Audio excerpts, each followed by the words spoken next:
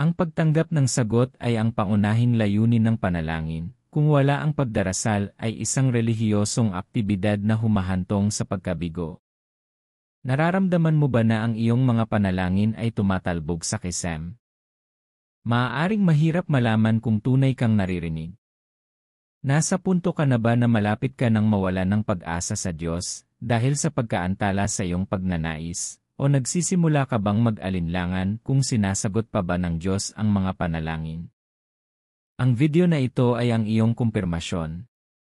Magpatuloy sa akin habang inilalahad namin ang mga palatandaan na nagpapakita na ang Diyos ay tumugon sa iyong mga panalangin kahit na hindi mo pa nakikita ang pisikal na pagpapakita. Bago kami magpatuloy, mangyaring mag-subscribe upang makatanggap ng higit pang mga inspiradong video. Pagpalain ka ng Diyos, minamahal. Naglilingkod tayo sa Diyos na tumutugon sa panalangin. Pinagtibay ni Jesus sa Mateo 7:8, humingi kayo, at kayo ay bibigyan, humanap kayo, at kayo ay makakatagpo, kumatok kayo, at ang pinto ay bubuksan sa inyo.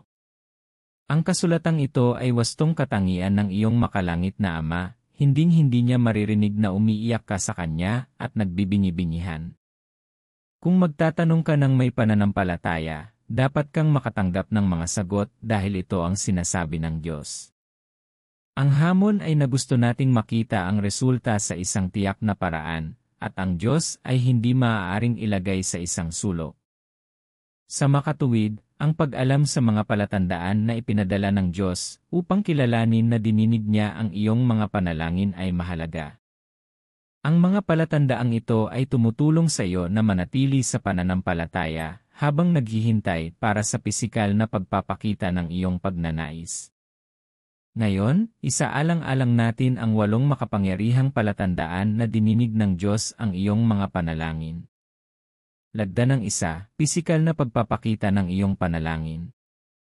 Kung gagawin ang isang botohan upang malaman kung ano ang binabantayan ng mga tao, upang malaman na sinagot ng Diyos ang kanilang mga panalangin, pipiliin ng karamihan ang pisikal na pagpapakita ng kanilang mga kahilingan.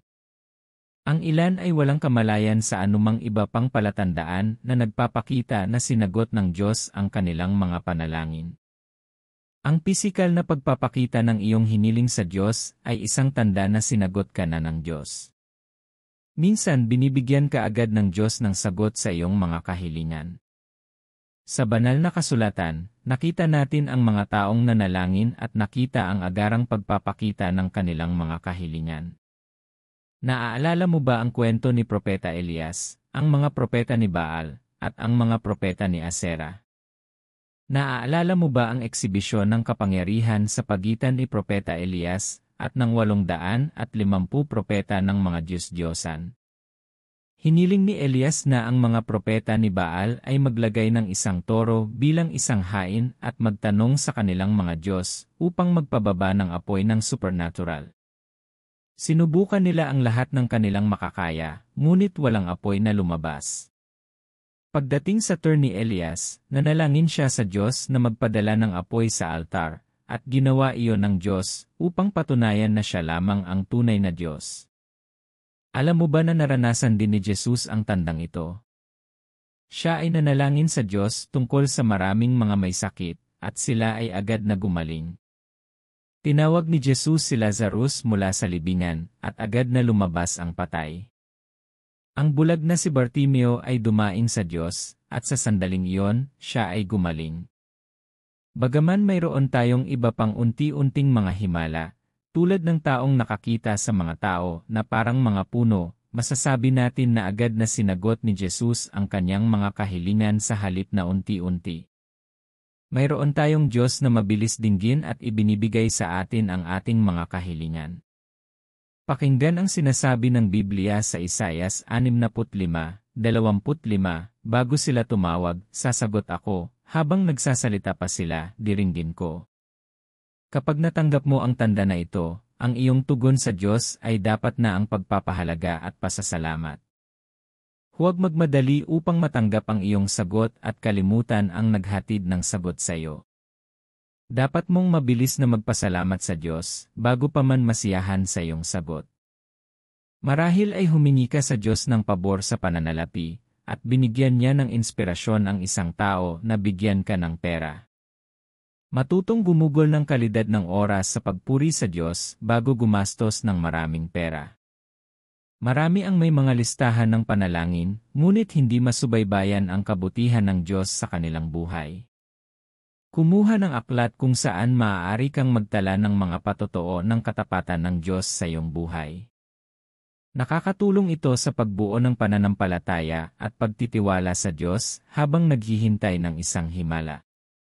Alam mo ba kung minsan ang Diyos ay hindi nagbibigay ng iyong sagot kaagad? Alam mo ba na ang iba pang mga palatandaan ay makakatulong sa iyo na malaman na ang iyong mga panalangin ay sinasagot bukod sa mga instant na pagpapakita? Mangyaring huwag laktawan ang video na ito, panoorin habang tinatalakay natin ito sa sumusunod na 7 palatandaan. Palatandaan 2, napakalaking kapayapaan. Nakarating na ba kayo sa lugar ng panalangin na may mabigat na puso, ngunit lumabas na may napakalaking kapayapaan, kahit na ang iyong kahilingan ay hindi pa nagpapakita ng pisikal? Naranasan mo na bang mag-alala tungkol sa isang issue na umiyak ka sa buong sesyon ng iyong panalangin, ngunit umalis na gumaan, na parang isang mabigat na pasanin ang tinanggal mula sa iyo? Ang nagpapaiyak at nag-aalala sa iyo ay parang wala pagkatapos ng isang tao na ipagdasal para sa iyo. Dinala mo ang negatibong medikal na ulat sa Diyos sa panalangin, at biglang napuno ng kapayapaan ng Diyos ang iyong puso. Ang lahat sa paligid ay tila nag-aalala tungkol sa nakamamatay na medikal na ulat, ngunit pinapakalma mo sila. Hindi ka nababahala, alam mong darating ang Diyos para sa iyo. Alam mong hindi normal ang napakalaking kapayapaan, ngunit hindi mo maipaliwanag kung paano at bakit napupuno nito ang iyong puso. Marahil palagi kang nagtataka kung ano ang nangyayari kapag mayroon kang ganitong karanasan. Huwag nang magtaka, ang pagkakaroon ng napakalaking kapayapaan pagkatapos manalangin ay nangangahulugan na sinagot ng Diyos ang iyong mga panalangin. Ito ay isang senyales na siya ay tahimik na nagtatrabaho upang ayusin ang bagay minsan at para sa lahat. Isa itong magandang tanda ng interbensyon ng Diyos. Ito ay nagpapahiwatig na ang Diyos ay nakiisa upang ayusin ang isyung iyon magpakailanman. Ito ay paraan ng Diyos sa pagbabahagi ng kanyang kapayapaan upang palitan ang karaniwang mga alalahanin at pagkabalisa na idinudulot mo sa kanya sa mga panalangin. Ito ay paraan ng Diyos upang matanggap ang mga pag-aalala na ibinibigay mo sa kanya sa mga panalangin at palitan ang mga ito ng kanyang kapayapaan. Karaniwan na ang maging balisa at puno ng pag-aalala kapag napapaligiran ng mga problema. Halimbawa, ito ay isang regular na reflex action na mag-alala at kabahan kapag mayroon kang ilang araw upang bayaran ang utang at walang pera. Gayunpaman, ang pagdarasal tungkol dito at biglang pagkakaroon ng kapayapaan ay nangangahulugan na titiyakin ng Diyos na babayaran mo ang utang ng supernatural sa paraang hindi mo inaasahan. Pakinggan ang sinasabi ng Biblia sa Filipos 4:6-7, huwag kayong mabalisa sa anumang bagay, ngunit sa bawat sitwasyon, sa pamamagitan ng panalangin at pagsusumamo na may pasasalamat, ay iharap ninyo ang inyong mga kahilingan sa Diyos. Napansin mo ba ang sinasabi ng Biblia na isa sa mga tugon ng Diyos sa mga panalangin ng mga banal sa huling bahagi ng talata? Ang napakatinding kapayapaan ay isang sagot mula sa Diyos. Ang kapayapaang ito ay nagmumukha kang kakaiba at tanga sa harap ng mga tao sa paligid mo. Naisip mo na ba kung ano ang maaaring nakapagpatulog kay Apostol Pedro sa kulungan? Normal para sa isang taong matagal nang nakakulong na maging komportable sa kulungan, ngunit nakakabahala na makita ang isang taong nakakulong na natutulog sa gitna ng mga sundalo. Tila nanalangin si Pedro sa Diyos para sa kaligtasan mula sa mga kamay ng kanyang mga kaaway, at binigyan siya ng Diyos ng napakatinding kapayapaan. Ang kapayapaang ito ay nagpatulog sa kanya, alam na ang Diyos ay darating para sa kanya. Kapag nakita mo ang kapayapaang ito pagkatapos manalangin, ibigay mo ang iyong sarili dito, maaari itong humantong sa iyo sa kagalakan at dakilang pananampalataya. Tangkilikin ang kapayapaan at manatiling umaasa sa iyong sagot. 3 tanda, natanggap mo ang mga tagubilin ng Diyos. Nagtataka ka ba kung bakit mas marami kang nakikitang katotohanan mula sa salita ng Diyos pagkatapos manalangin sa isang partikular na issue? Nagtataka ka ba kung bakit biglang tumaas ang iyong kakayahang mangarap at makakita ng pangitain pagkatapos ng malawakang pananalangin sa iyong mga kahilingan? Nagtataka ka ba kung bakit parang mas maraming tao ang nagdadala sa iyo ng mga mensahe at tagubilin mula sa Diyos? Marahil ay labis kang nag-aalala na makita ang sagot sa iyong mga kahilingan, kaya wala kang pakialam sa sinasabi ng Diyos. Makinig, minamahal. Kapag nananalangin ka tungkol sa isang kahilingan at napansin mo ang pagdagsa ng mga mensahe ng Diyos, ipinapakita nito na sinagot ng Diyos ang iyong mga panalangin. Makinig sa Jeremias 33:3, tumawag ka sa akin, at sasagutin kita, at sasabihin sa iyo ang mga dakila at hindi masaliksik na mga bagay na hindi mo nalalaman. Napansin mo ba ang huling bahagi ng sipi? Hindi lamang nais ng Diyos na ilabas ang mga sagot sa iyong mga panalangin, mayroon din siyang napakalaking at hindi mahahanap na mga bagay na gusto niyang ipakita at sabihin sa iyo tungkol sa iyong pinagdadaanan. Maaaring ipaliwanag ng mga tagubiling ito kung bakit mayroon kang ganoong hamon o ang paraan upang hindi na muling maranasan ang gayong hamon.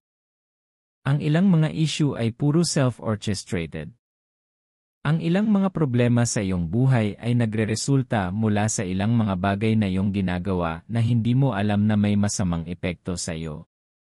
Halimbawa, ang ilang mga karamdaman ay puro resulta ng hindi pagpapatawad at pagsuway. Sa medikal, ang hindi pagpapatawad ay nagdaragdag ng stress at nagiging sanhi ng sakit sa puso at marami pang alalahanin. Ang pagsuway sa utos ng Diyos na magpatawad sa iba ay nagbubukas ng pinto para pahirapan ka ng dyablo sa mga karamdaman at sakit. Kung mananalangin ka sa Diyos na pagalingin ka sa gayong karamdaman, hahanapin ng Diyos ang lahat ng paraan upang ipakita sa iyo ang pangangailangang iwanan ang hindi pagpapatawad. Maaari niyang gawing nakasentro sa pagpapatawad sa iba ang bawat banal na kasulatan o sermon na nakatagpo mo sa panahong iyon. Alam mo ba kung bakit kailangan ito? Kung magpasya ang Diyos na pagalingin ka, babalik ang sakit dahil hindi pa naagapan ang ugat.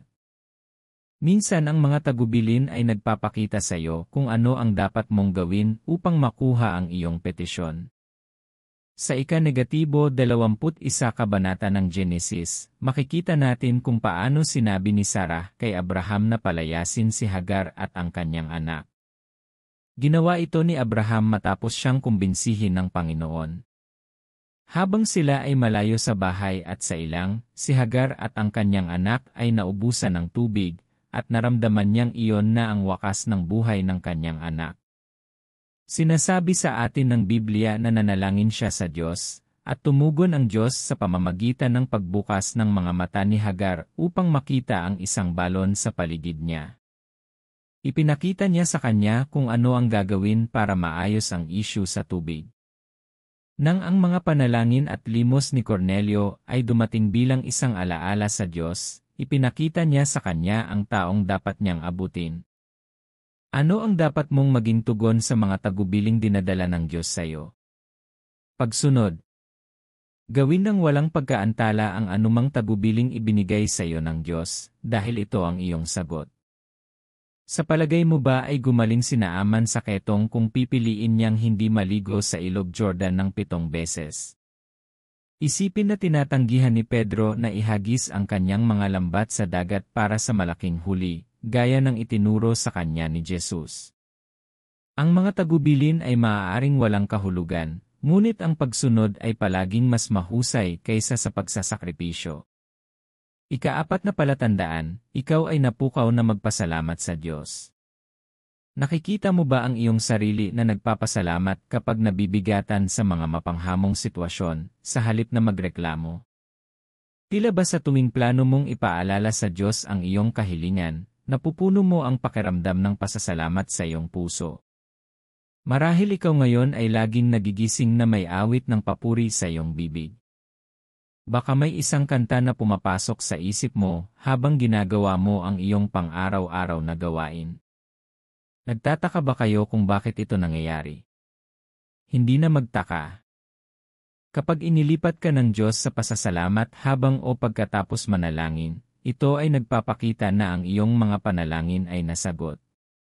Ito ay maaaring mukhang awkward dahil gusto nating lahat na makita ang pagpapakita bago magpasalamat sa Diyos. Ang pagpapasalamat ay nagpapahiwatig na ang Diyos ay darating para sa iyo ng mas maaga kaysa sa inaasahan. Ang Diyos ay kumikilos na sa iyong bagay, at ang iyong mga kahilingan ay makikita kaagad. Sa panalangin, ipinahayag natin ang ating mga pasanin sa Diyos. Sa pasasalamat, ipinapahayag natin ang ating pasasalamat sa ginawa ng Diyos. Kapag nakakita ka ng mga awit ng papuri na lumalabas sa iyong isipan, kapag sinusubukan mong manalangin o pagkatapos manalangin, ito ay tanda na nakikita na ng iyong espiritu ang tagumpay. Karaniwang pinaniniwalaan na ang espiritual ang kumokontrol sa pisikal, walang maaaring mangyari sa pisikal na kaharian nang hindi muna nangyayari sa espiritual na kaharian. Kapag ang mga awit ng papuri ay dumadaloy mula sa loob mo, ang iyong espiritu ay nagpapakilala sa iyo tungkol sa sagot na nangyari na sa espiritual na kaharian. Ang iyong espiritu ay naghihikayat sa iyo na ang lahat ay magiging maayos sa lalong madaling panahon. Naaalala mo ba kung paano dumaan ang Diyos para kina Pablo at sila sa bilangguan? Sa ika-16 na nakabanata ng Aklat ng Mga Gawa, nakita natin kung paano dinakip sina Pablo at Silas matapos palayain ang babaeng inaalihan ng dyablo. Sila ay pinanatili sa loob ng selda at ikinabit ang kanilang mga paa sa mga pangawan, ngunit ang mga lalaking ito ng Diyos ay nagsimulang manalangin at, sa isang punto, ay kumilos upang purihin ang Diyos. Nagsimula sila sa mga panalangin at naantig ng Panginoon sa pasasalamat, sapagkat sino ang natural na umawit ng mga papuri kapag nakakulong? Ito ay dapat na isang supernatural na pagnanasa sa kanila. Habang sila ay umaawit, dumating ang Diyos para sa kanila. Nagdulot ang Diyos ng lindol na yumanig sa pundasyon ng bilangguan at nagbukas ng lahat ng pinto ng bilangguan. Hindi basta-basta nangyari ang lindol, inilipat muna sila ng Diyos sa pagpapasalamat, at sila ay nagbigay. Sa pagsuko, ganap nilang nasagot ang kanilang mga panalangin. Ano ang dapat mong maging tugon kapag inilipat ka ng Diyos sa pasasalamat? Magbigay ng pagpapahayag sa pagnanasang magpasalamat, magsaya ka kapag mayroon ka nito. Ito ay isang mahusay na tanda ng tagumpay at pagdiriwang. Ipinapakita nito na sinagot ng Diyos ang iyong mga panalangin. Sa Isaias 38:20, sinabi ni Ezechias, "Ang Panginoon ay handang iligtas ako, kaya't aming awit ang aking mga awit sa mga panugtog na dekwerdas sa lahat ng mga araw ng aming buhay sa bahay ng Panginoon." Matagal nang may sakit ang taong ito, at isinugo ng Diyos ang propeta upang sabihin sa kanya na siya ay mamamatay. Ngunit pagkatapos siya ay nanalangin, at ipinadala ng Diyos ang propetang si Isaias pabalik sa kanya, na nagsasabi na siya ay nagdagdag ng 15 taon sa kanyang mga taon. Sa puntong ito, nararamdaman pa rin niya ang sakit ngunit tumalon sa pasasalamat. Pansinin na hindi umawit si Hezekias dahil pinagaling siya ng Diyos. Sabi niya, awitin ko ang kanyang papuri dahil handa akong pagalingin ng Diyos. Nagtitiwala siyang narinig siya ng Diyos, kaya napapuri siya. Tanging ang nanalong panig lamang ang nagsasaya at umaawit. Ang Diyos ang nagpapakita sa iyo ng katotohanan sa daigdig ng mga espiritu. Wala nang higit na nakalilito sa dyablo, kaysa makita ang isang taong may mga hamon na umaawit ng mga papuri at pasasalamat sa Diyos. Alam niyang nabigo siya sa ganoong lalaki. 5 tanda, mga pagdalaw ng anghel. Ang pagkakaroon ng mga pagdalaw ng mga anghel ay isa pang tanda na nagpapakita na sinagot ng Diyos ang iyong mga panalangin. Napansin mo ba na dumami ang mga pagdalaw ng mga anghel pagkatapos manalangin tungkol sa mga isyu na bumabagabag sa iyong isipan? Mayroon ka bang mga karanasan kung saan nakikita mo ang isang literal na nilalang na kausap ka lang ay nawala sa harap ng iyong pisikal na mga mata? Ang lahat ng kakaibang karanasang ito ay mga pagdalaw ng anghel na tumutulong na magpadala ng mga senyales sa iyo na sinagot ng Diyos ang iyong mga panalangin. Ang Biblia ay naglalaman ng mga pagkakataon kung saan nagpakita ang mga anghel sa mga tao upang kumpirmahin na sinagot ng Diyos ang kanilang mga panalangin o ibinigay sa kanila ang mensahe ng Diyos tungkol sa kanilang mga kahilingan sa panalangin. Ang mensaheng dinadala ng mga anghel ay tila mas kapansin-pansin at kahanga-hanga kaysa sa natatanggap mo sa iyong mga panaginip, mga pangitain, panloob na kaalaman, pagbabasa mula sa Biblia, o ang ipinadala ng Diyos sa pamamagitan ng isang tao ng Diyos. Ang pagkakaiba ay wala sa mensahe, kundi sa mga kamangha-manghang karanasan na kasama ng mga pagdalaw ng anghel. Halos lahat ng may malaanghel na dalaw ay nakaramdam ng takot at pagkasindak nang makita nila ang mga malaanghel na nilalang. Maaaring dahil ito sa kakaibang hitsura ng mga anghel at sa kaluwalhasya ng Diyos na dala nila. Sa ika-negatibo 1:0 kabanata ng Aklat ng Mga Gawa, nakita natin ang isang lalaking nagdangalang Cornelio, na ang mga panalangin at limos ay tumaas sa Diyos bilang isang alaala na handog. Kahit na hindi direktang binanggit sa Biblia, ang puso ni Cornelio ay nanabik para sa kaligtasan at bautismo ng banal na espiritu. Ipinadala ng kanyang puso ang mga kahilingang ito sa Diyos, at habang siya ay abala sa pakikisama sa Diyos at pagbibigay ng limos, ang paraan na pinili ng Diyos upang sagutin ang kahilingan ng puso ni Cornelio ay magpadala ng isang anghel sa kanya sa isang pangitain. Sinabi ng anghel na narinig na ng Diyos ang kahilingan ng puso ni Cornelio.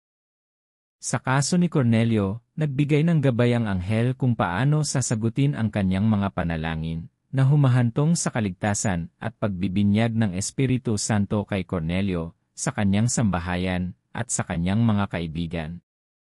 Naaalala mo ba ang kwento ni Zacarias at Elizabeth? Ilang taon nang walang anak ang mag-asawang ito. Sa isa sa mga araw na ginagampanan ni Zacarias ang kanyang responsibilidad sa priesthood, nagpakita sa kanya ang anghel ng Panginoon bilang tanda na sinagot ng Diyos ang kanilang mga panalangin na maging mga magulang. Sa kasong ito, dumating ang mga anghel na may dalang mensahe ng kumpirmasyon na sinagot ang kanilang mga panalangin at may impormasyon tungkol sa anak na kanilang isisilang. Ang mga anghel ay hindi supernatural na nilalang na umiral lamang sa lumang tipan, bahagi sila ng ating bagong dispensasyon.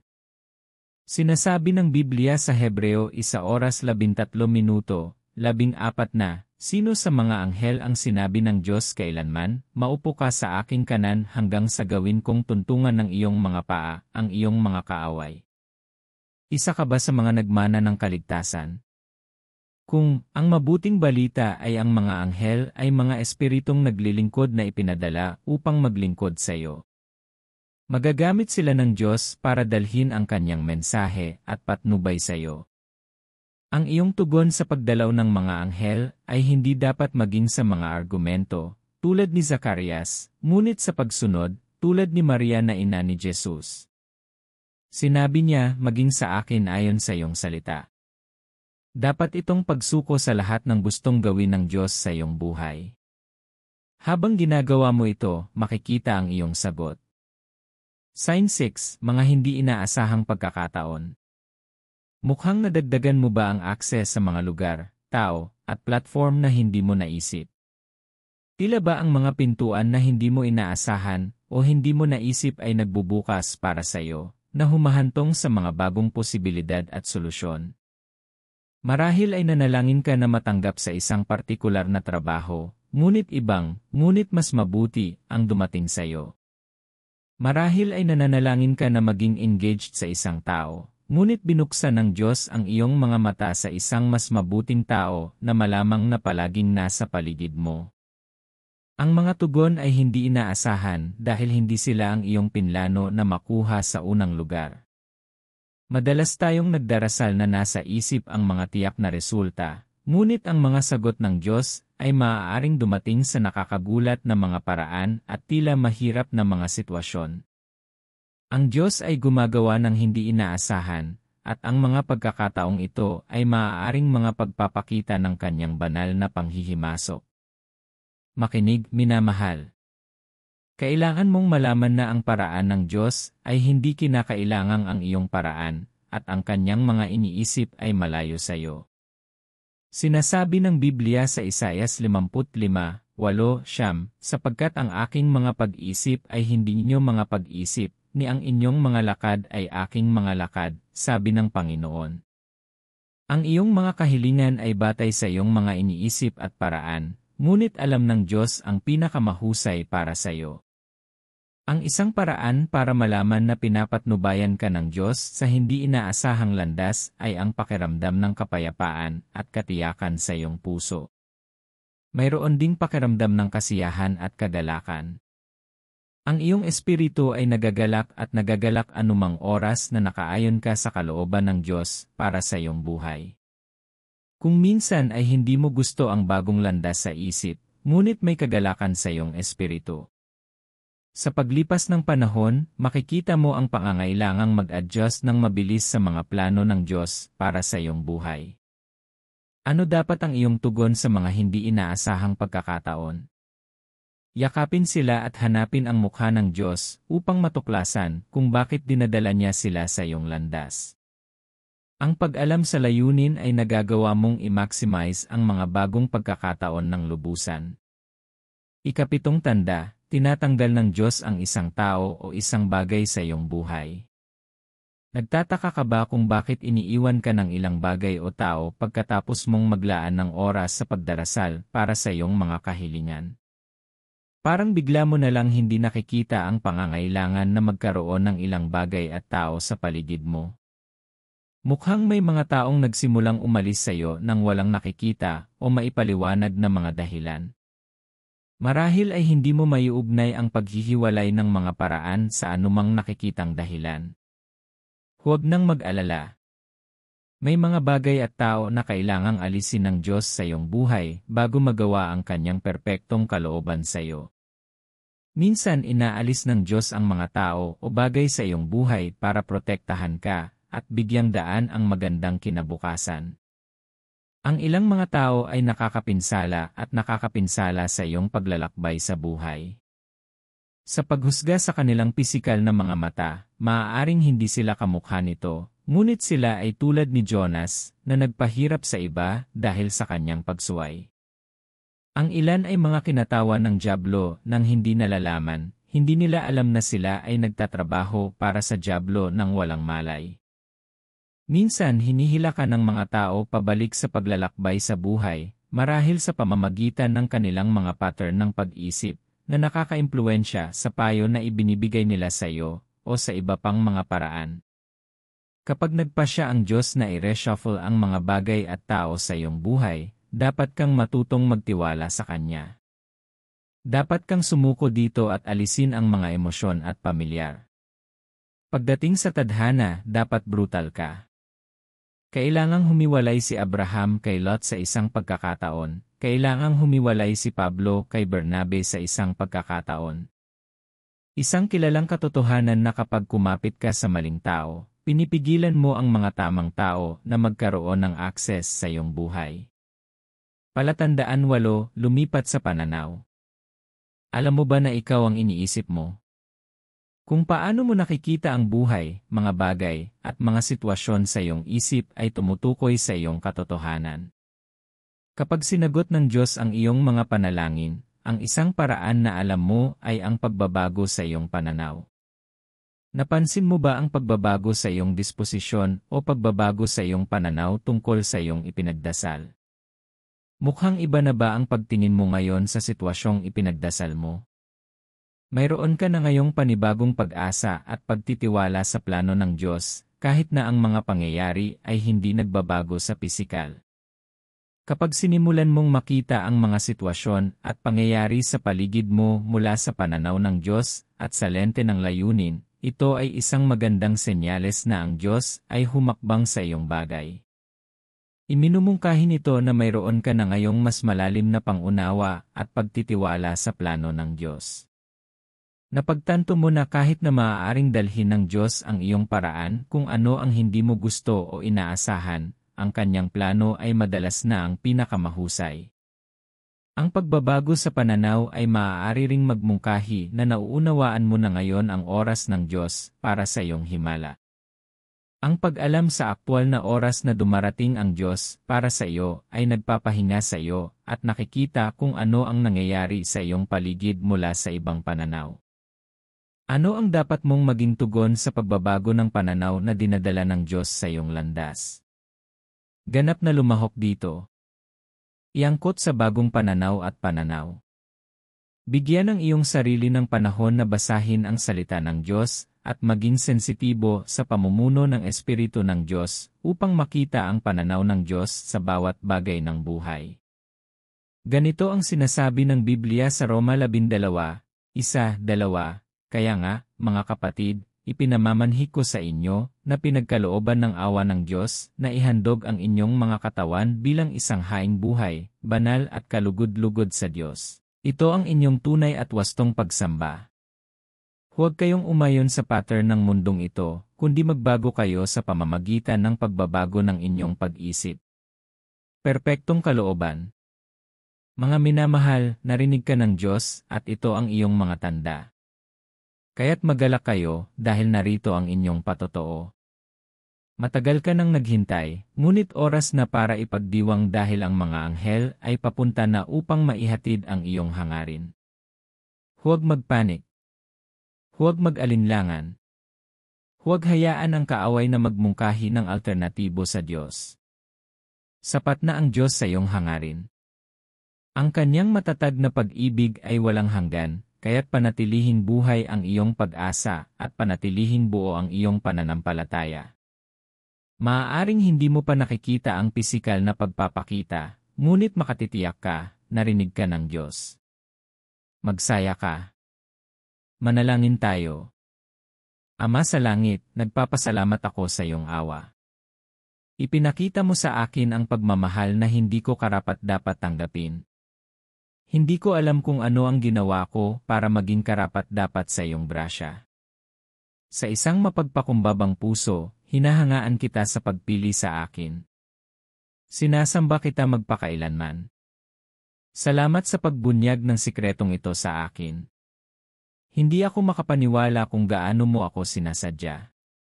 Alam ko na ngayon ang mga senyales na ipinapakita mo sa akin upang tiyakin sa akin na narinig mo ako. Maaaring wala akong manifest ng sagot, ngunit alam ko na ngayon kung paano matukoy kung sinimulan mo na ang trabaho sa aking kaso. Napapanahon ang mensaheng ito, ibig sabihin tinuturuan mo akong malaman kung ano ang nangyayari sa paligid ko. Nagpapasalamat ako sa pagpapakita mo sa akin ng landas tungo sa kaligtasan at biyaya. Panginoon, ikaw ay mayaman sa awa at puspos ng biyaya. Lumapit ako sa iyo na may nagsisisi at nagsisising puso. Patawarin mo ako sa bawat kasalanan at pagsuway laban sa iyong kalooban at mga utos. Hayaang linisin ako ng iyong mahalagang dugo mula sa lahat ng aking kalikuan.